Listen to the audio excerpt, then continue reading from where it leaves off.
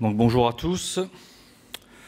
Donc moi je vais plus vous faire un retour avec une approche plus en tant que sapeur-pompier de terrain qu'une approche scientifique évoquée dans les présentations précédentes.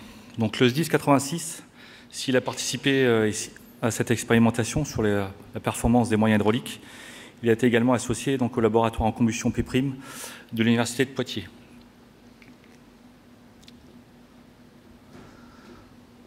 Donc l'étude réalisée s'inscrit effectivement dans une approche d'évaluation de la performance d'un moyen mobile d'extinction, en se focalisant plus particulièrement d'un point de vue donc, énergétique, donc la capacité de nos moyens à absorber l'énergie développée par nos feux dans un contexte toujours de feux de contenant. Donc le but étant de permettre aux services d'incendie de faire des choix plus éclairés sur les moyens d'extinction en s'appuyant sur les critères définis ci-dessous qui ont été évoqués lors des présentations précédentes. Donc la notion de la protection du porteur, la sécurisation d'un plafond de fumée, donc refroidissement, dilution, inertage, la neutralisation d'un feu post-flashover, donc pleinement développé, et pour finir, sa capacité à atteindre le foyer et la phase solide. Donc avant tout, le but de l'étude est aussi d'obtenir une normalisation, une labellisation de nos moyens d'extinction à travers différents critères de performance évoqués précédemment, et donc un vrai label de sécurité civile française.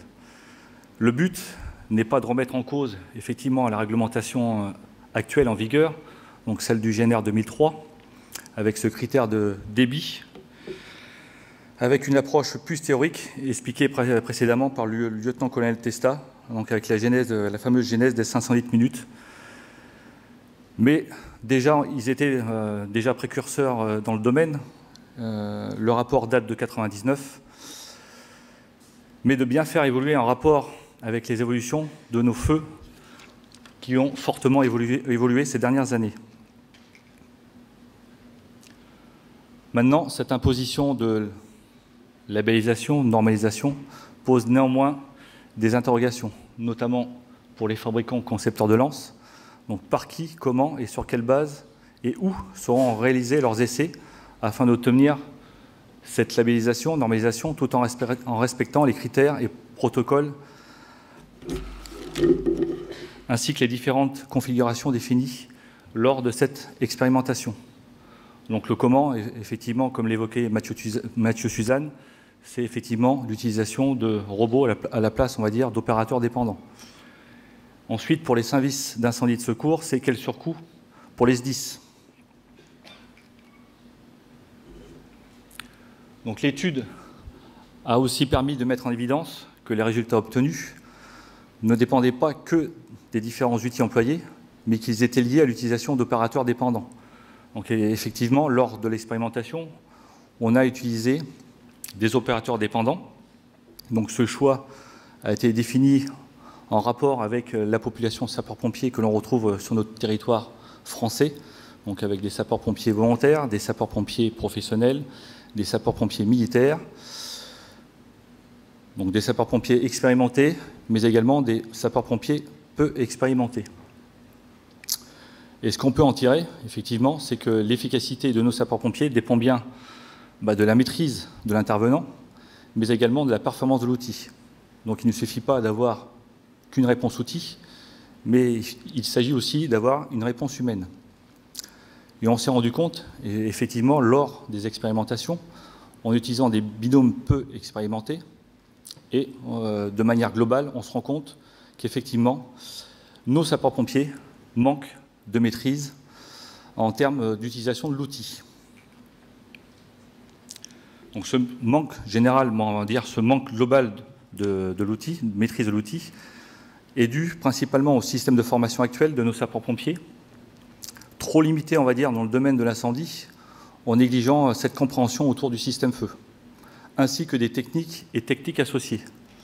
La deuxième chose, au faible volume horaire consacré à la formation et au maintien des acquis de nos sapeurs-pompiers, donc le manque de pratique. De plus en plus, effectivement, les manœuvres de la garde, combien de fois, fin d'exercice, une fois que l'eau arrive à la lance. On pratique très peu la lance dans le cadre des manœuvres de la garde journalières ou hebdomadaires. Ensuite, le troisième point, c'est la faible occurrence des missions feu, incendie, en opération, effectivement de plus en plus faible, Ça représente à peu près 7 à 8% d'intervention.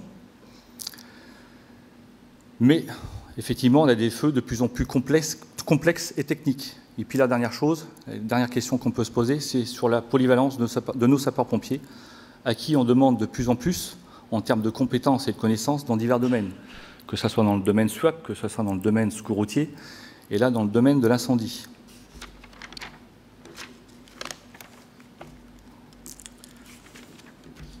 Donc la question qu'on pourrait se poser, c'est effectivement, ne vaut-il pas être bon dans un seul domaine que d'être moyen dans plusieurs domaines? Ensuite, la question qu'on pourrait poser, ce qui avait été évoqué dans les présentations de ce matin, c'est accepteriez-vous l'idée de monter dans un avion de ligne dont le pilote volerait pour la première fois sans avoir été au préalable formé autrement que d'un point de vue théorique ou sur un simulateur virtuel? La deuxième chose, c'est quelles solutions pour améliorer les compétences et connaissances de nos sapeurs-pompiers? Donc là-dessus, plusieurs pistes. Effectivement, une formation plus tournée sur la compréhension du système feu, avec l'utilisation d'outils à taille réelle et d'outils à taille réduite. Le développement d'une stratégie opérationnelle avec des tactiques et techniques associées, ça passe également par l'innovation technologique et ça passe également par le renforcement pédagogique et enfin la reconnaissance de nos formateurs incendie. Donc pour rappel, chaque département développe plus ou moins les filières incendie. Donc cette filière incendie, elle a débuté en 2005. Pour l'instant, toujours pas reconnue par la direction générale. Et ça passe également par le développement et le renforcement de l'aspect, tout ce qui est sécurité, hygiène et santé de nos sapeurs-pompiers, donc à travers la sauvegarde opérationnelle. Et la dernière chose évoquée dernièrement, avec un guide de bonne conduite qui est sorti dernièrement sur notamment la prise en compte des toxicités de nos fumées. Ensuite, il serait intéressant aussi de regarder un petit peu ce qui se passe dans d'autres pays européens, et notamment ce qui est développé par nos amis néerlandais, avec ce fameux modèle cadran. Effectivement, d'autres pays européens utilisent ce modèle cadran pour décrire, on va dire, des combinaisons d'attaques et de stratégies possibles, entre l'attaque offensive extérieure, l'attaque défensive extérieure, l'attaque offensive intérieure, l'attaque défensive intérieure. Ce modèle a pour but d'aider dans les choix stratégiques et tactiques, tout en limitant cette notion de prise de risque pour nos sapeurs-pompiers.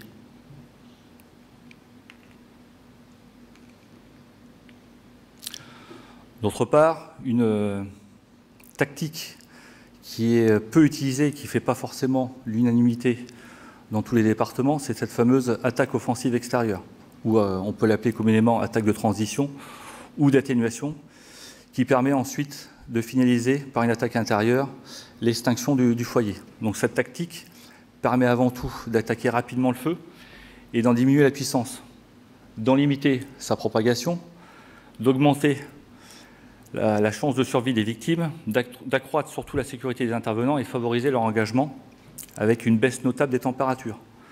Comme vous avez sur le graphique de droite, à partir du moment où on applique cette fameuse tactique d'attaque offensive extérieure, on passe généralement d'une température de 800 degrés à 200 degrés.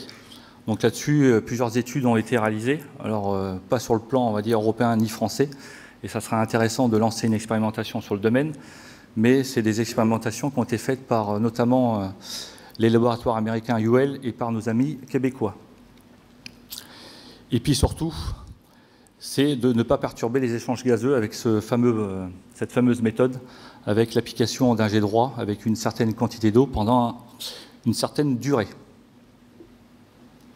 Le but, c'est de combiner attaque directe et indirecte. Donc directement sur le solide, le combustible solide, et indirect sur le ciel gazeux. Donc c'est une attaque, une certaine technique qui a déjà été utilisée au sein du SDIS 86 et qui a été fortement bénéfique, notamment sur des feux pleinement développés.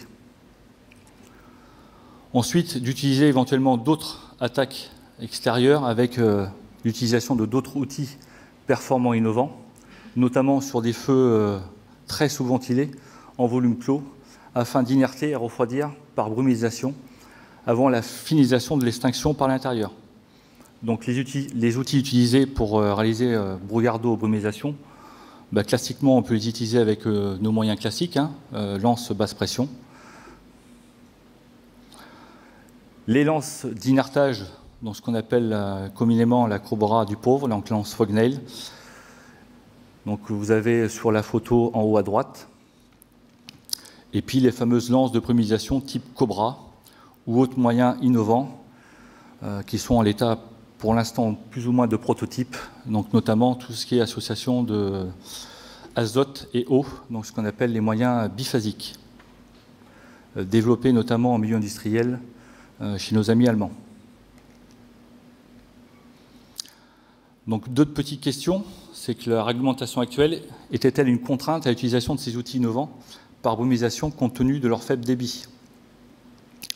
Alors je ne vais pas rentrer forcément dans un débat, les avis sont plus ou moins partagés entre cette notion de débit, sachant que forcément ce moyen ne servira que dans un premier temps, donc cette technique de brumisation ne servira que dans un premier temps d'inertage et de refroidissement du volume, et on finira forcément l'extinction par un moyen classique. Ensuite, la deuxième question, c'est ne peut-on pas faire évoluer ces critères de performance de nos moyens d'extinction en réalisant de nouvelles expérimentations sur la brumisation? Comme expliqué Aurélien, pour l'instant, au jour d'aujourd'hui, aucune expérimentation n'a été réalisée, que ce soit sur tout ce qui est brouillard d'eau, brumisation ou l'attaque offensive extérieure. Donc il serait intéressant, justement, par rapport aux quatre premiers critères évoqués, éventuellement de rajouter d'autres critères de performance pour faire évoluer cette normalisation ou labellisation. Ensuite, ce qui est intéressant de développer, c'est le fameux concept 3T. Donc 3T, ça a été initié par un pompier espagnol, donc Arturo Analich, le concepteur de ce fameux concept, qui associe forcément technique, tactique et tools, en anglais qui veut dire outils. Donc l'association de ces multiples combinaisons coordonnées, donc de tactiques, techniques et outils, permettront aussi de garantir une efficacité et une sécurité dans nos missions de lutte contre l'incendie. Donc là, on a pris pour exemple le fameux couteau suisse, donc avec les différents types d'attaques, ce qu'on a vu ce matin, anti-ventilation, ventilation, j'en passe et des meilleurs. J'aurais pu mettre aussi la fameuse caisse à outils du sapeur-pompier qu'on peut éventuellement développer. Et pour finir, ce qui est intéressant, effectivement, c'est de pérenniser cette collaboration entre scientifiques et sapeurs-pompiers. Effectivement, depuis de nombreuses années, chacun travaille de son côté, sans avoir de véritable échange. Et de plus, ça permettrait d'accentuer notre efficacité et notre sécurité face à des feux modernes de plus en plus puissants, complexes et dangereux. On s'est rendu compte effectivement que ces 20 dernières années, nos feux ont complètement changé en termes de comportement. Et puis la deuxième chose, c'est adapter nos comportements en matière de stratégie, tactique et technique en rapport à l'évolution et à ce changement au niveau de nos incendies futurs. Je vous remercie.